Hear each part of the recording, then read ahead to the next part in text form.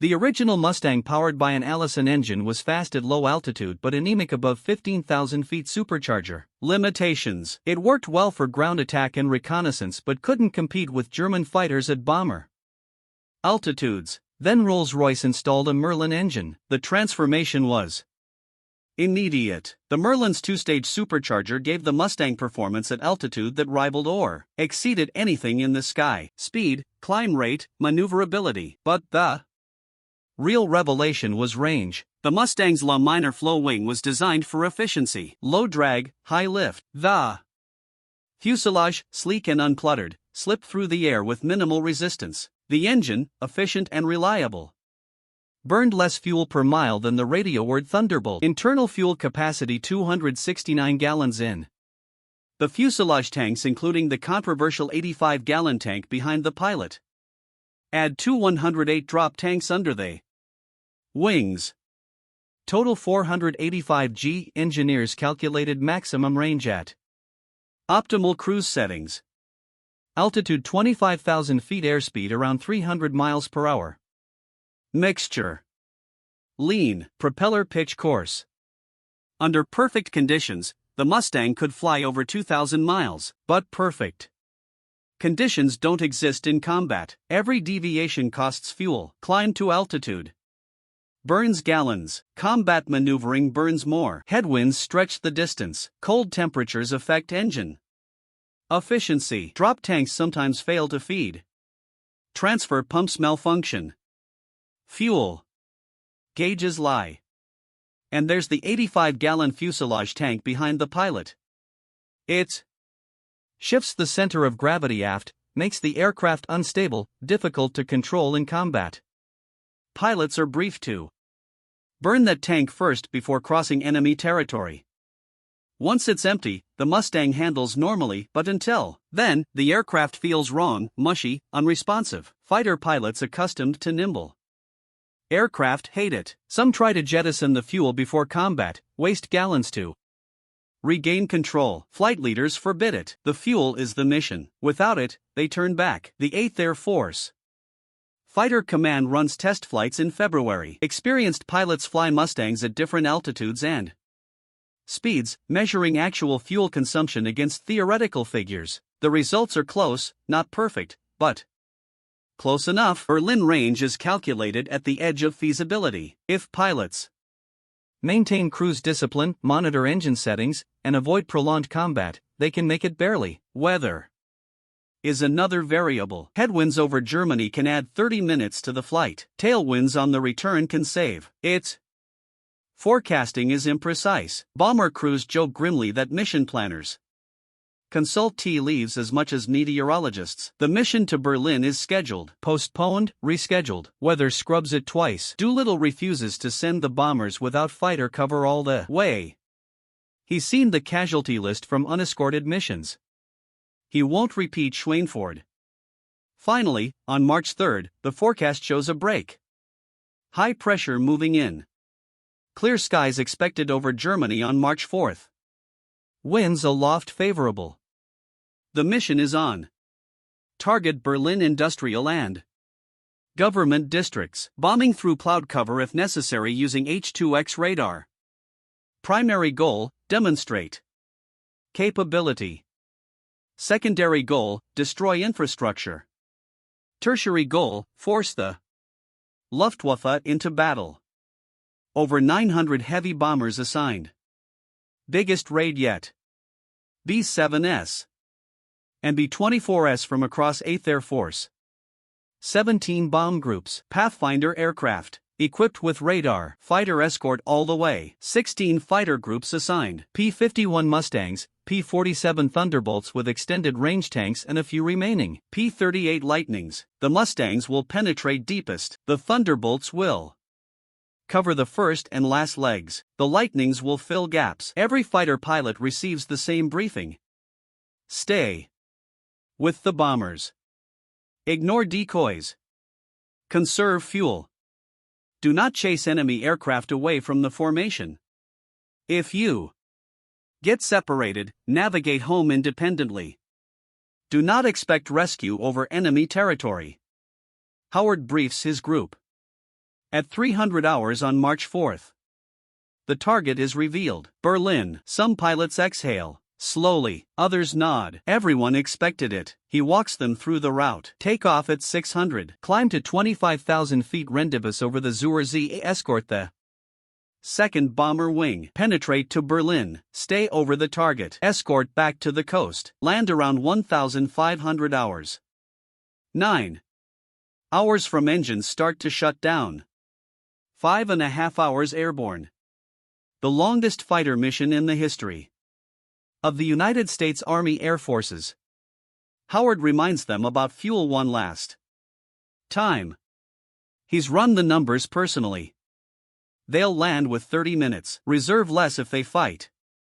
He tells them to check their gauges every 10 minutes, write it down, keep track. If the math doesn't work at the halfway point, they turn back. One pilot asks if anyone has ever flown a Mustang for 5.5 hours straight. Howard says they're about to. The decision to launch comes at 500 hours. Whether reconnaissance aircraft return from Germany. Cloud cover over Berlin but broken. Visibility adequate for radar bombing. Winds aloft within acceptable limits. Forecast holds. Diddle gives the order. The mission is a go. Across East Anglia, engines cough to life in the darkness. Bomber bases at Thorpe Abbotts, Bassingbourn, Kimballton, Grafton, Underwood. Crews stumble from trucks in the cold. Flight gear heavy with fleece and leather. Oxygen masks clipped to belts. Maps folded in knee pockets. Fighter pilots suit up in silence. Parachute harnesses, knee vests, gloves, helmets. Some carry sandwiches, others flasks of coffee. A few nothing. No point eating before a 5-hour flight in a cramped cockpit with no bathroom. Howard walks to his Mustang in the dark. His crew chief salutes. Aircraft ready, fuel topped off, tanks checked, guns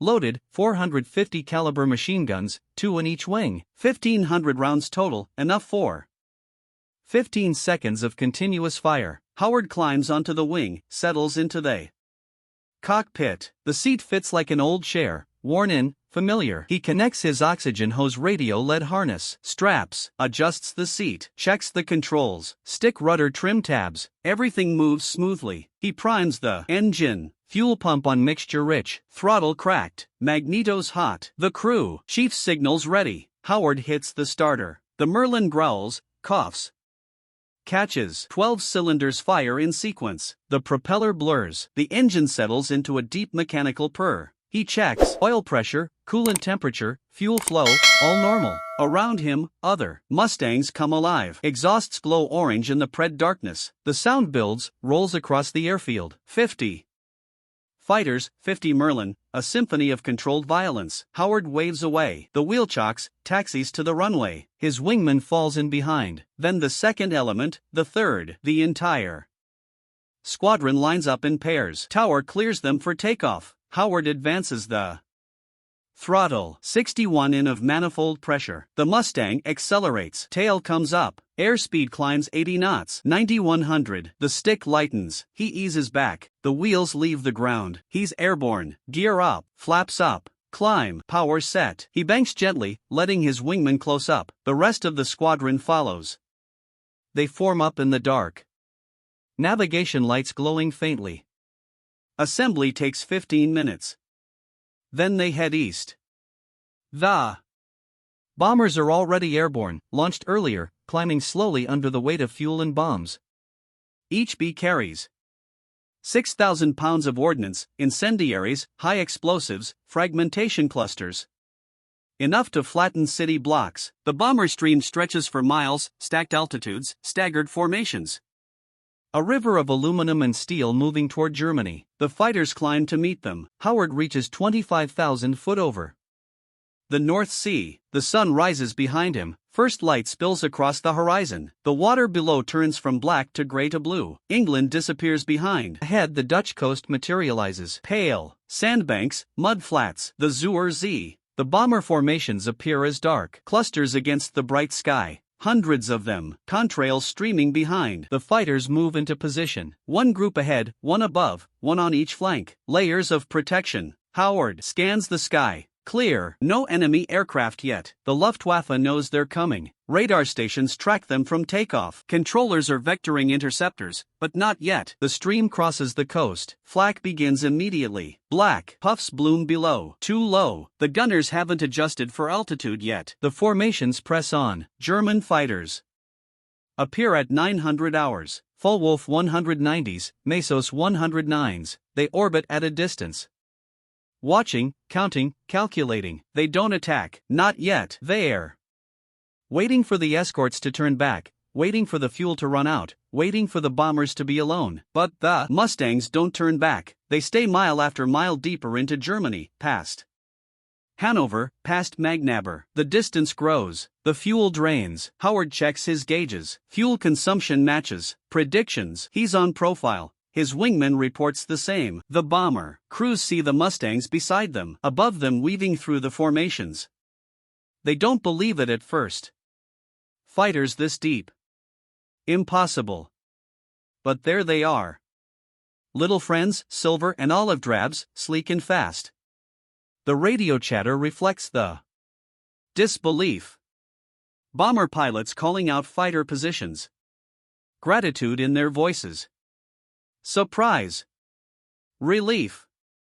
The German controllers hear it, too. They realize the escorts aren't turning back. The attacks begin. Fog wolves dive from above. Head-on passes at the bombers. Cannon fire tracers. The Mustangs break toward them. Deflection shots. The Germans scatter, regroup, attack again. Howard fires at a 190, pulling up through a bomber formation. Short burst. The German rolls away, trailing smoke. Howard doesn't chase. He pulls back into position, scans for the next threat. Fuel drains faster in combat. Maneuvering burns gallons. He checks his gauge, still acceptable, barely. The bomber stream approaches Berlin. Flak intensifies. The sky turns black with bursts. The formations fly through it. No evasion. Straight and level. Bomb run. Discipline. Aircraft shudder from near misses. Some trail smoke. One B-7 drops out of formation. 2 engines dead. Fighters swarm it. Howard's squadron stays with the main formation. Their job is the bombers still flying, not the ones already lost. The bombs fall at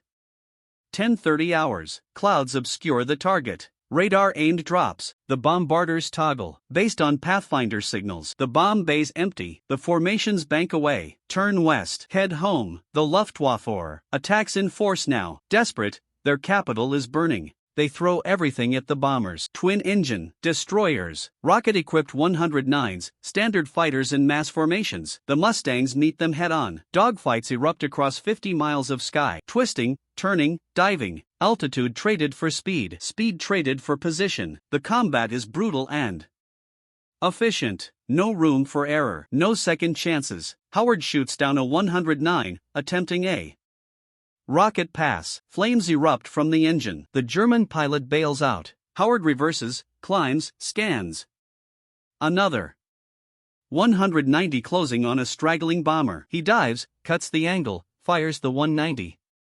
Breaks away, smoking. He checks his fuel lower than planned. Combat cost him. He calculates quickly enough to reach the coast. Maybe he keys the radio, orders his squadron to disengage unless directly threatened. Stay with the bombers. Heading home. The formations clear Berlin airspace. The attacks lessen. German fighters break off. Fuel exhaustion on both sides. The long flight back begins. The return leg is a test of endurance and arithmetic. Every pilot calculates constantly. Fuel remaining, distance to coast, airspeed. Wind correction, altitude, engine settings. Howard throttles back to maximum economy. Mixture lean. Propeller, pitch coarse. Manifold pressure as low as he dares without losing formation position. The Merlin purr quietly, almost gentle, sipping fuel. The bomber stream spreads out. Damaged aircraft fall behind. Some drop to lower altitudes, struggling on failing engines. Fighters stay with them when they can, shepherding the wounded home. Howard's fuel gauge shows less than a quarter tank. He's burned the fuselage, tank, both drop tanks, and most of the wing tanks. What remains is measured in minutes, not miles. He runs the numbers. Again, coast in 30 minutes, base in 45, fuel for 50, tight, his wingman reports. Lower fuel. Combat maneuvering cost him more. Howard tells him to throttle back further. Fall slightly behind if necessary. Glide more. Power less. His wingman acknowledges. The Mustang drifts back a few yards. Nose slightly down. Trading altitude for distance. Around them, other fighters face the same calculus. Some peel off early, unable to make England. They head for emergency fields in Holland or Belgium, liberated territory barely. Others ditch in the North Sea, hoping for air-sea rescue. Some just disappear. Fuel exhaustion over enemy territory leaves no trace. The bomber crews watch the fighters thin out. The little friends who stayed with them all the way to Berlin are leaving, not by choice, by physics. At 1,300 hours, the stream crosses the German border heading west. Flak diminishes. Enemy fighters are gone. The sky feels empty, just the steady drone of engines and the slow burn of fuel. Howard's altimeter shows 24,000 feet he hasn't descended. Higher altitude gives better fuel economy and more glide range if the engine quits, but it also means longer descent into landing, which costs fuel. He decides to stay high as long as possible. The Dutch coast appears at 1330 hours. Pale beaches, the North Sea. Beyond, gray water stretching to the horizon. England lies 90 miles across that water. 10 minutes of flying and eternity on fumes. The bomber formations descend. Gradually, fuel-heavy aircraft drop to lower altitudes where the air is thicker. Engines breathe easier, but fighters nearly empty stay high. Momentum is their reserve now. Howard crosses the coast at 20,000 feet. The Merlin still runs smoothly. No coughing, no hesitation. The gauge shows near empty. He's flying on residual fuel now. Whatever clings to the tank walls, whatever the fuel pump can suck from the lines below the North Sea reflects the midday sun. Patches of white caps, fishing boats, air-sea rescue launches, waiting for ditchings. Howard doesn't look at them. He keeps his eyes on the horizon. England is out there, invisible but certain. His wingman calls low fuel critical. Howard tells him to descend to 500 feet. Prepare for ditching. Aim for a rescue boat if possible. His wingman acknowledges. The Mustang peels off, drops away, gone. Howard flies on a lone. The squadron scattered. Some ahead, some behind, some in the water. The mission fragmented into individual struggles against fuel and distance. At 1,400 hours, the English coast materializes. Pale cliffs, green fields, the most beautiful sight in aviation. Howard breathes out slowly. He's going to make it. He descends gradually. 10,000 feet, 5,000. The engine still runs. No warning lights, no roughness. The Merlin, efficient to the end, delivers him home. Boxed airfield appears ahead. Familiar runway. He enters the pattern. No time for regulation circuits. Straight in, gear down, flaps down, power back. The Mustang floats over the fence, touches down smoothly, rolls out. He taxis clear, cuts the mixture. The engine dies instantly. Fuel exhaustion. If he'd flown one more minute, he would have landed dead stick. Ground crew run to the aircraft. Howard sits in the cockpit, hands still on the controls. He's been flying for 5 hours and 20 minutes. His legs are numb. His back aches. His hands cramp. He flexes his fingers, unstraps, climbs out. The crew. Chief asks how it went. Howard says they made it to Berlin and back. The crew. Chief grins. He knows what that means. Across East Anglia, other Mustangs land. Some on fumes, some dead stick, some crash landing with battle damage and empty tanks. Pilots stumble from cockpits, legs shaking,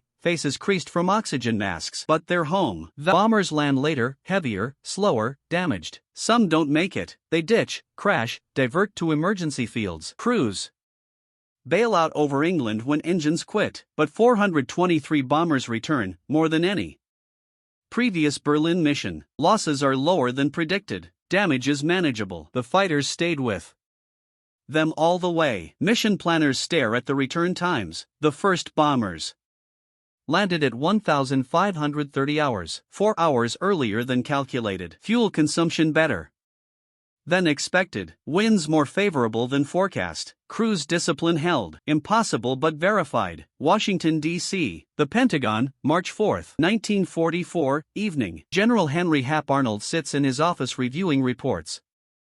From 8th Air Force, the Berlin mission launched this morning, European time. Results expected late afternoon, East Coast time. Arnold commands the entire United States Army Air Forces, over 2 million personnel, 64,000 aircraft operations in Europe, the Pacific, Alaska, North Africa, the Middle East. But today his attention is fixed on one mission, Berlin. The strategic implications are profound. If 8th Air Force can hit Berlin in daylight and survive, it proves the doctrine. Precision bombing works. Fighter escort is viable. The Luftwaffe can be defeated. Invasion of Europe becomes feasible. If the mission fails, the cost will be catastrophic, not just in aircraft and men, but in credibility. The British advocated night bombing for a reason. Daylight raids are suicide without escort. If the fighters can't reach the target, the bombers go alone. If the bombers go alone, they die. Arnold authorized the mission over objections. Some staff officers warned the Mustang's range figures were theoretical, untested at operational scale.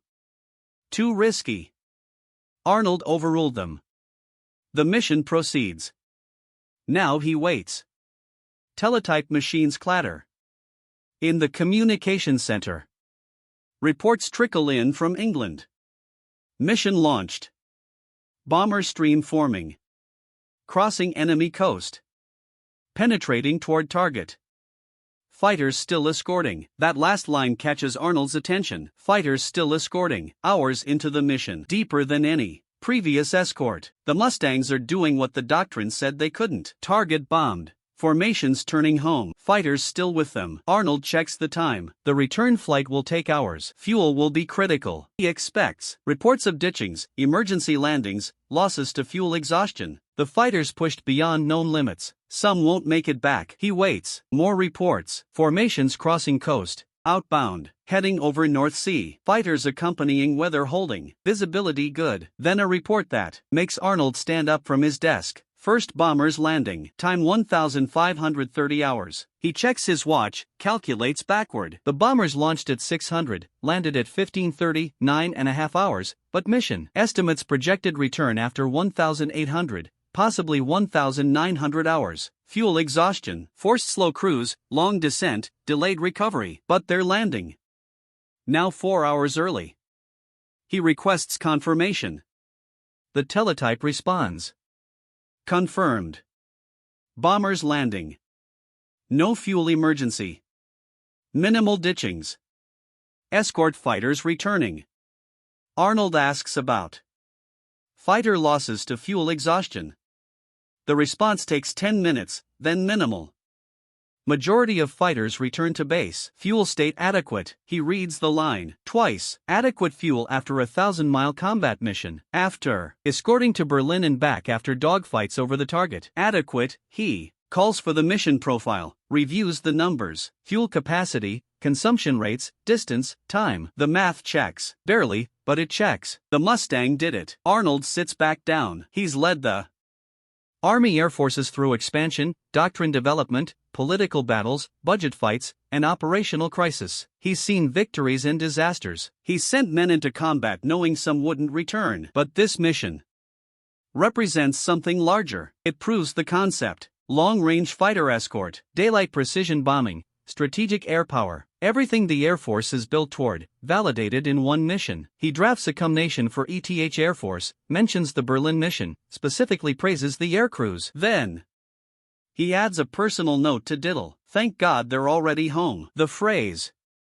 spreads through the Pentagon. Officers repeat it. It captures the emotion behind the numbers. Relief, surprise, vindication. The mission everyone thought impossible. The aircraft everyone doubted. The range no one believed. All proven. In England, Doolittle receives Arnold's message. He reads it to his staff. They've been tracking returns all afternoon, watching the operations board fill with landed aircraft, green markers, safe home, more than expected, better than hoped. Doolittle knows what this mission means. The Luftwaffe must now defend every target in Germany. No sanctuary, no safe airspace. Berlin is reachable. Munich, Vienna, Anywhere the escorts can go, anywhere the bombers can. The war just changed. He orders mission planners to prepare follow-up raids. Berlin again. Deeper targets push the advantage. Don't let the Germans recover. But tonight, he allows the crews to rest. Intelligence officers debrief the returning pilots as standard procedure: times, locations, enemy contacts, fuel states, damage assessments. The reports are consistent. Fighters reached Berlin, engaged enemy aircraft, escorted bombers home, and landed with reserve fuel. The last detail surprises the intelligence officers: reserve fuel. After 5 hours, pilots explain their fuel management,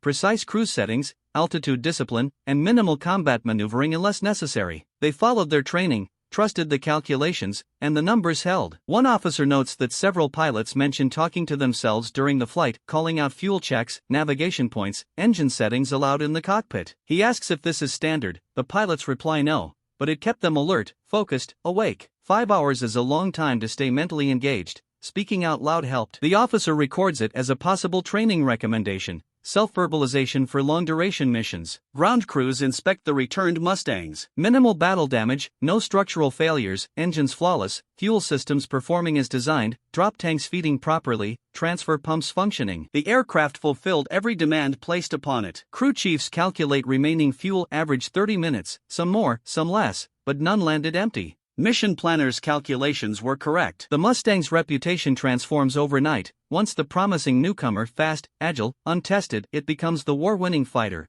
the machine that changed everything. Orders flood in. Production accelerates. Every fighter group requests Mustangs. North American Aviation's Englewood, California, factory runs 3 shifts, assembling aircraft faster than pilots can be trained. The Mustang becomes the backbone of the escort force. Berlin itself is bombed again, March 6th, 8th, 9th, each time Mustangs escort all the way.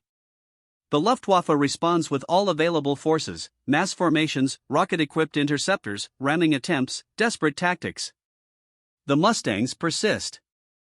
By late March, the Luftwaffe begins conserving its fighters. Losses are unsustainable. Every engagement over Berlin costs dozens of aircraft, experienced pilots killed, replacements inadequate, fuel shortages limiting training, quality declining. The air superiority battle tips decisively toward the Allies. The March 4th mission costs 18 bombers, 60 heavy fighters lost, over 200 men killed, captured, or missing. The numbers are grim but still lower than unescorted missions to lesser targets. Schweinfurt cost 60 bombers, Regensburg 36, Berlin, the most heavily defended, only 18. The fighters made the difference. Yet the mission reveals costs beyond aircraft and men. Pilot fatigue becomes a limiting factor. 5-hour missions leave pilots physically and mentally drained. Reaction time slows, decision-making deteriorates. Some fall asleep in the cockpit on the return flight, waking off course or in dangerous attitudes. Flight surgeons study fatigue in long-duration operations, recommending oxygen flow checks, mandatory movement exercises in the cockpit, and rotation schedules limiting consecutive maximum range missions. Training programs adapt. New pilots receive instruction in fuel management, navigation over featureless terrain, and sustained attention techniques. The self-verbalization method noted by intelligence officers becomes formal doctrine. Pilots taught to speak their actions allowed to remain engaged during long flights. Aircraft modifications follow: improved seat cushions, upgraded cockpit heating,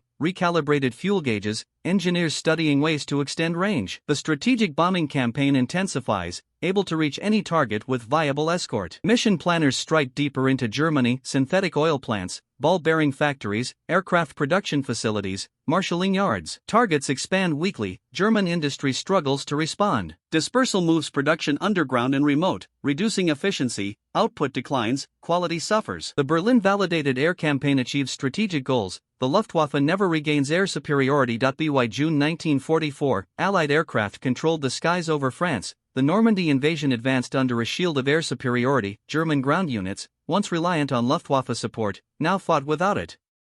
The psychological effect was immense. James Howard was awarded the Medal of Honor for his actions over Berlin, not on March 4, but during a later mission when he single-handedly confronted a formation of German fighters assaulting bombers, engaging alone for 30 minutes as wingmen were scattered by weather, disrupting the attack, shooting down multiple enemy planes, and safely escorting the bombers home. The fuel management techniques he honed on March 4 enabled him to remain in combat longer than doctrine had suggested possible. Howard remained modest, crediting all long-range escort pilots, both those who returned and those who did not. He was simply the one formally acknowledged. The 354th Fighter Group continued flying Mustangs for the remainder of the war, escorting bombers to every major German target, conducting ground attack missions during the invasion, supporting the advance across France, and maintaining operations until the conflict ended. Aviation scholars examine the Berlin raid, studying fuel records, combat debriefs, and aircraft performance, confirming what the pilots already understood: the Mustang could accomplish what no other fighter could: to travel farther, fight longer, and bring the crews home safely. Yet the aircraft alone tells only half the story. The pilots made it succeed. Discipline, training, and professionalism transformed theoretical range into practical performance. They trusted the calculations when instinct said it was impossible, followed the fuel curves,